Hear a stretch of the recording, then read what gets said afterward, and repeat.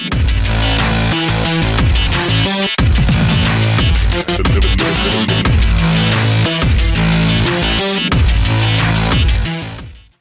ตร ATM Healthy Life คุ้มกันอุบัติเหตุตลอด24ชั่วโมง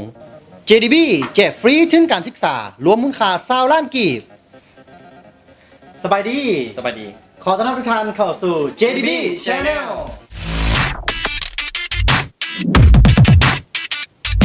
เจ้าและแน่นอนว่าในมือนี้เทปทำอิฐแน่นอนว่าพวกเขาจะมีข้อมูลสาระน่าหู้เอิ้นว่าทุกท่านที่ควรต้องหู้เลยเกี่ยวกับธนาคารก่อนจะเข้ามาใช้บริการทุกท่านต้องเตรียมพร้อมอย่างหลายๆอย่างเลยและในมื้อนี้เขาจะยกตัวอย่าง1ข้อที่เอิ้นว่าเป็นเบสิกพื้นฐานของการมาใช้บริการที่ธนาคาร แล้วถือว่าจะเป็นขั้นเริ่มต้นนั่นเองเนาะซึ่งหลายๆคนนอกก็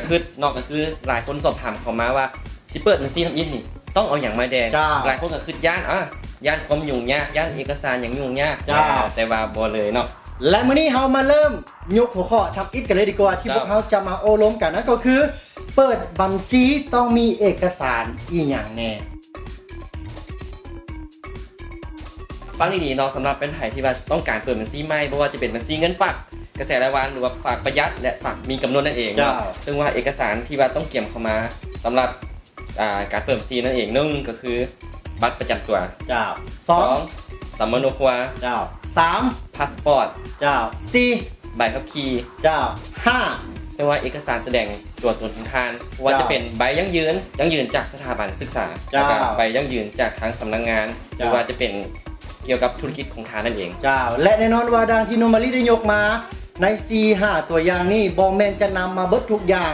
พอเพียงแต่1ใน5เนาะเป็นเอกสารสำคัญของทานโบจะเป็น1มาบัตรประจำตัวสำเนาครัวพาสปอร์ตใบขับขี่พร้อมเอกสารยั่งยืนจากสถาบันของทานมาก็ได้ทานก็สามารถเปิดบัญชีได้แล้วพอมาเพียง1อย่างเท่านั้นเนาะซึ่งว่าฟอร์มเปิดบัญชีต่างๆเนาะทางธนาคารของเขาได้มีเกี่ยมไว้ให้เป็นที่น้อยกันแล้วในเทปต่อไปต้องติดตามดีๆว่าพวกเขาจะเอาความรู้อย่างมาฝากกับทุกท่าน